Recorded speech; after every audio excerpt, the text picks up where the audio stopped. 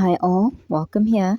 Today's topic is staying power, persistence, and endurance as effective strategies for attaining purpose. We all have gifts, skills, and talents given to us by our Maker that fit perfectly with the purpose that God has for us. This image resembles a puzzle. Throughout life, we get experiences and we go through character changes that suit our destiny accurately. These, combined with what our minds and hands can do, come together to make a complete picture of why we are here. All these things mean nothing in isolation, but when put together, they make sense. However, we need another element to make it all come together, and that element is persistence. Simply put, persistence is keeping on, it is continuing. Just like a puzzle, there are pieces that come together easily, but there are also those that require us to keep trying. With a puzzle, that looks like turning the piece in all different directions to make it fit, or simply changing it because, for example, it might be blue like the sky part, but there's many other blue pieces that could also fit that section of the sky painting. And in real life, persisting and trying again is reapplying, re-registering, re-entering that competition. Persistence is important because if we give up and we stop trying, well, that's what happens to the reward we were hoping for as well. It simply doesn't come our way until we break through that obstacle we've come to face. Persistence is difficult because anything that is worthy of having in this life is like a magnet for opposition from the enemy, especially for the children of God. But we have to recall Galatians 6 verse 9 that says, "And let us not be weary in well doing, for in due season we will reap if we faint not." If you want that reward that Satan is attacking you for, then you're going to have to keep going after it. Jeremiah chapter 12 verse 5 says, "If thou hast run with footmen, and they have wearied thee, then how can thou contend with horses? And in the land of peace wherein thou trusted, they weary thee. Then how wilt thou do in the swelling of Jordan?" It seems from this passage that God will not reward us things we don't seem prepared for. He doesn't raise spoiled brats that don't understand the value of precious things, and also He wants to preserve us, so He won't give us a load that can potentially kill us.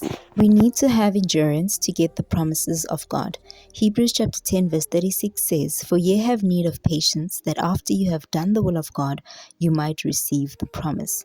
The Greek word patient there is hupomone and means cheerful endurance or constancy or continuance.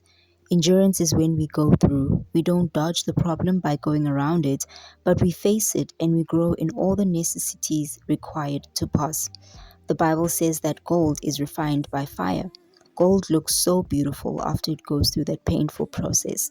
So we have to understand that we actually need to experience the pain, conquer it, and that is what separates a valuable asset like gold from, say, wood that would have burnt up to ashes.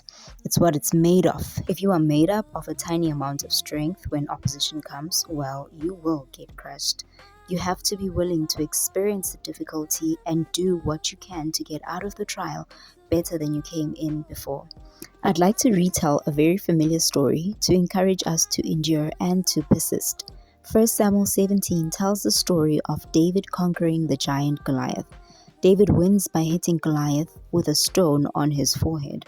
But what David says is amazing. In verse 37, he affirms his confidence in God, who once saved him from a lion and a bear. And in verse 48, the Bible says David ran towards the army to meet the Philistine. Now, when David saved his sheep, from the lion and the bear, he got the confidence that God can do amazing things like give him such victories. And that is what propelled him to run towards Goliath. But here's the interesting part. Goliath, who I'm guessing was much bigger than the lion and bear, was easier to defeat than the lion and the bear, because I think it must have been harder to retrieve a sheep from a lion with its power and teeth all up on you than to aim a stone at a giant. The difficult trials we face prepare us for greater battles with far better victories. Let us be faithful to attain our victory when it's difficult, because the days come right before the real promotion that the battle becomes scarier but actually easier to win, and in David's case, this was his throne. When talking about the hardships of serving God, Paul says in 2 Corinthians 4 verse 17 that our light affliction, which is but for a moment, worketh for us a far more exceeding and eternal weight of glory, making the point that God is the kind of God whose preparation process is much easier to do and weighs less than the heft of reward that it yields. Whatever you're going through today, endure, because the victory is far greater than the trouble that you are going through. Thank you so much for watching this video. Please share it with anyone who could use this encouragement. Leave a like, a comment, and also subscribe. Now click on the link to watch my previous video, and until the next one, take care. Bye.